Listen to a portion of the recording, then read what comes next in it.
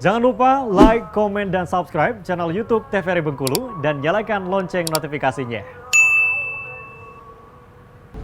Oke pemirsa, kita lanjutkan lagi obrolan kita pagi ini bersama dengan Mbak Febra Ayudya selaku bidan dengan tema kita yang masih sama, yaitu ibu sehat dan anak sehat gitu. Artinya memang menjaga kesehatan itu penting banget ya, Mbak ya gitu ya. Yang nggak bisa dibeli pakai uang ya. Iya benar. Nggak bisa dibeli pakai uang gitu. Kalau sakit nggak bisa ngapa-ngapain. Bener. Kalau udah sakit tuh udah berulang kali, mungkin entah itu ke rumah sakitnya, entah itu ke puskesmasnya gitu kan. Udah nggak enak semua lah. Nggak enak, semua nggak bisa beraktivitas. Benar sekali gitu. Tapi tadi berbicara tentang home care tadi kan, mestinya artinya banyak peluang yang Mbak dapatkan dan bahkan sampai sekarang usahanya juga berkembang pesat gitu kan. Nah, kalau menjadi tantangan sendiri dari Mbak Febra selaku ya bisa dibilang wirausaha juga, tenaga profesional juga, apa nih menjadi tantangan? Tantangan ya namanya usaha ya. Kalau kita analisis apa ya? Analisis ya. SWOT ya. SWOT-nya. Aku kan dosen juga, dosen kewirausahaan. Lagi lo ngajarin itu soal sekarang.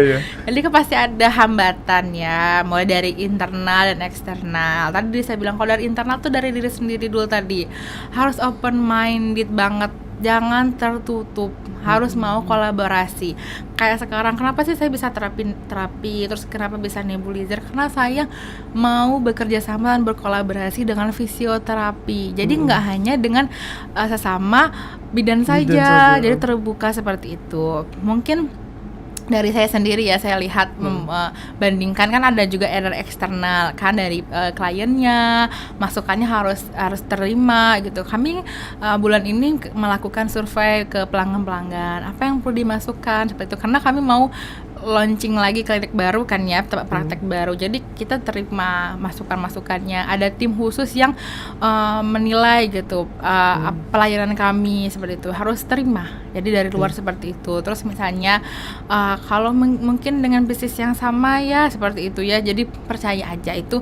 Kalau dari bidan kan suka nih dibilangin sama pasien, "Mbak, kok suntik di sini gitu, nggak sakit gitu, kok di sini anak saya nggak nangis, mungkin lagi moodnya aja gitu. Ibu kenapa suntik sama saya nyaman, nggak sakit, mungkin karena ibu relax gitu. Kita tidak boleh black campaign ya, nggak boleh black campaign, maksudnya yang jelek ke tempat lain gitu kan. Apalagi saya kan sebagai tenaga profesional, ada organisasi yang menaungi gitu kan ya.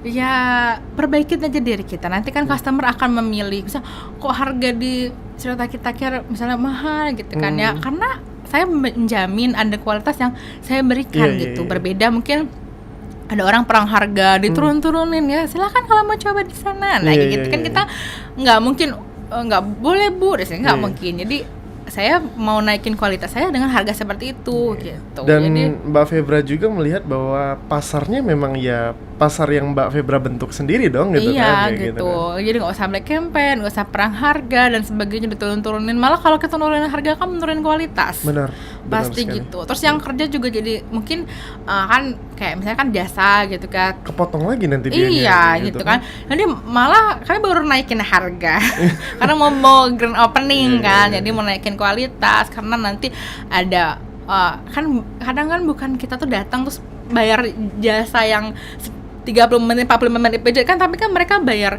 ini loh S1 kebidanan, perjuangan dia selama sekolah, pendidikan.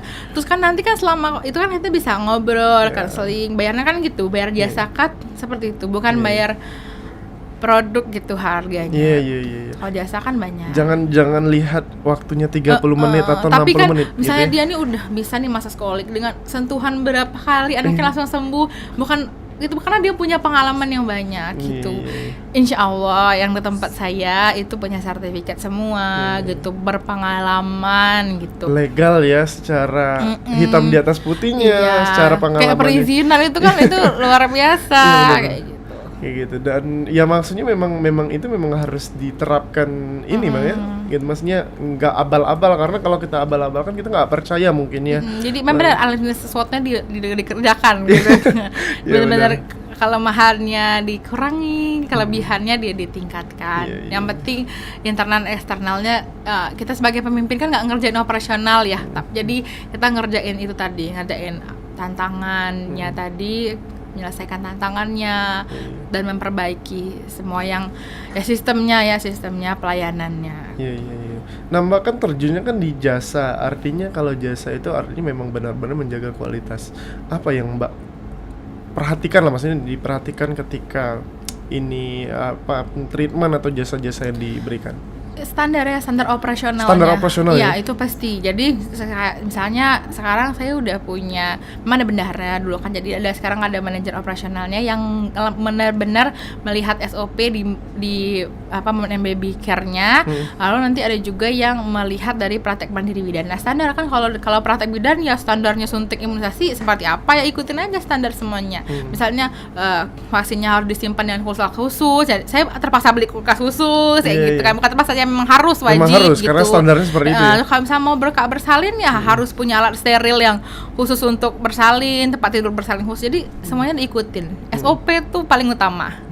Gitu. Karena menjaga mutu itu dari SOP tadi itulah ya. Iya, kalau kayak praktek mandiri kan standar udah Indonesia Raya sama. Kalau memang baby care ya SOP di Cerita Kita Care gitu. Kalau mau dibanding-bandingin maksudnya banyak sih yang ngomong, kok Mbak satu orang tuh ke rumah harus 2 gitu. Jadi memang SOP di Cerita Kita Care harus berdua gitu. Karena nanti satu misalnya nanganin adiknya, satunya lagi misalnya ngajak adiknya main. Kan nggak hanya pijit aja, kan nggak semua anak juga misalnya datang langsung dipijit langsung mau kan gitu. Namanya anak-anak ya, kadang sambil lari sambil apa kayak gitu. Satu mengajak anaknya ngobrol, kecuali anaknya udah kooperatif yang 6 tahun 7 tahun tuh ya tinggal tidur gitu. Bisa gitu. SOP-nya kayak gitu. Gitu, iya. Nah jasa-jasa yang diberikan dari Cerita Kita Care ini apa aja nih Mbak? Banyak. Kalau yang Om Baby Care itu mulai dari ibu hamil, ibu nifas, anak dari 0 hari sampai 12 tahun gitu.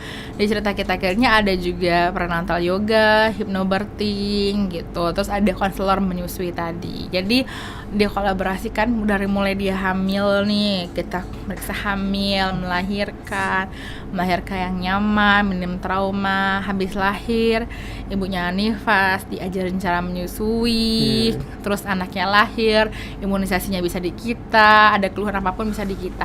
Pokoknya semua lengkap ada. Ya? Paket lengkap ya. Lengkap. Apapun masalahnya, solusinya Cerita Kita Bisa masuk. Bisa masuk. Promosinya ya gitu kan. Pokoknya lengkap. Kalau dulu kan udah hamil sama kita gitu kan yoga tapi nggak bisa melahirkan. Nah kalau sekarang kan udah bisa. Oh berarti pelatih yoganya, trainer yoganya ada juga baru dong? saya sendiri. Karena waktu S2 tuh saya sampai pelatihan ke Semarang gitu. Pokoknya saya ikutin semuanya sama kuliah itu.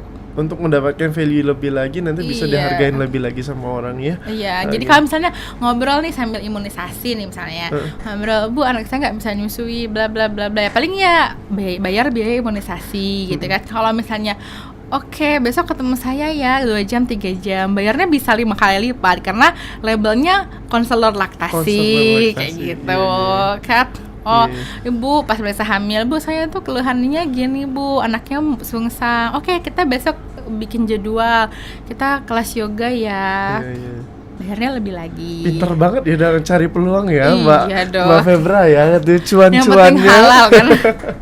Gitu ya. Tapi bener sih, maksudnya karena nggak gengsian tadi itu kan awalnya, terus berjalan sekarang ya peluang mana aja sudah diambil sama Mbak Febra sendiri kan ya gitu. Alhamdulillah. Ya gitu. Bahkan dari ibu hamilnya, dari anak-anak yang sudah lahiran juga gitu kan. Berarti kalau untuk anak-anak juga perawatannya atau ininya berarti apa dari aja dari dia lahir, habis lahir kita ke rumahnya, kita mandiin, perawatan tali pusar, apalagi ibu pertama tuh kan nggak bisa.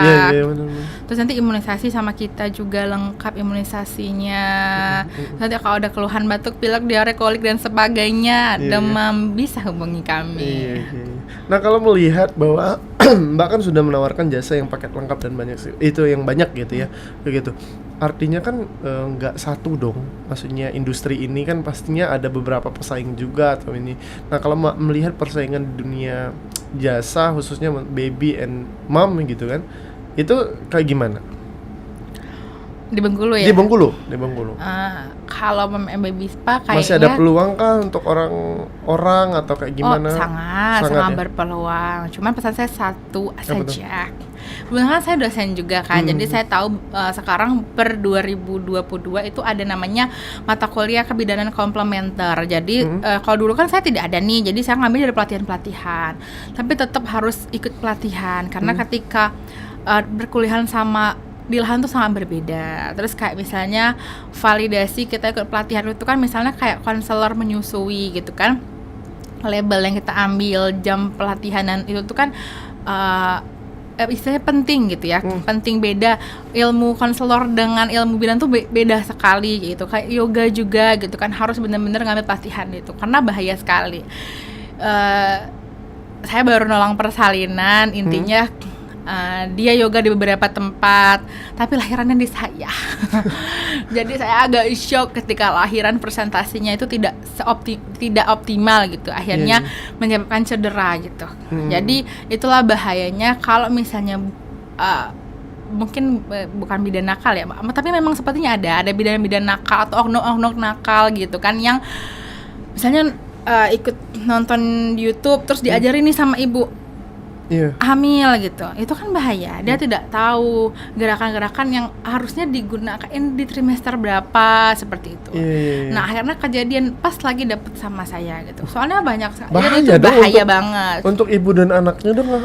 Artinya alhamdulillah kemarin lahir sama saya selamat, itu aja untungnya kemarin. Makanya saya lebih aware-nya gitu. Jadi mau buka usaha ini sangat luar biasa, pasarnya masih banyak. Mungkin di kabupaten, misalnya di Curup, di Kepayang boleh buka kayak gitu kan, banyak sekali. Cuman tolong legalitasnya diperhatikan, karena itu sangat bahaya.